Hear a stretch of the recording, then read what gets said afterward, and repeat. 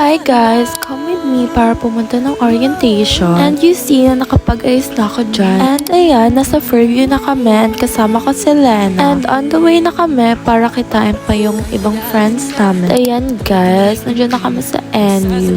Kasama na namin guys si Pia. Sobrang aga namin kasi volunteers kami para mag-organize ng gagawin sa orientation. And also guys, hindi na ako nakapag-video sa orientation. Kaya ayan, yung nakikita niyo is pababa na kami ng NU. And kakain lang kami and then uuwi na rin. And guys, we decided na bumili ng coco and kumain sa McDo. Kung nakikita nyo lang, sobrang sakit na ng paa ko dyan guys. Like legit, sobrang sakit. Like nadapa pa ako kanina. Like, and ayan, papunta na nga kami ng Coco dyan. Like, let's go.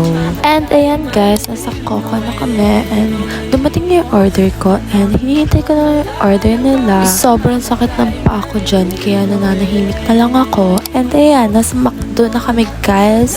And kakain na kami. Say hi Ray. And ayan, mag-hi din si Sevi. And tatanong niya dyan guys kung naka 0.5 daw ba ako. Kasi baka tutok na tutok sa kanya. And ayan, lumabas na yung kanila ang katarantaduhan guys. And pabili kami ng NU dyan para magtambay lang. This is quick vlog guys. So ayan, nakikita nyo is palabas na ulit kami ng NU guys. Ang ginawa lang namin dyan is nag-TikTok. Kaya ayan, pauwi na ulit kami. And that's all guys. Bye!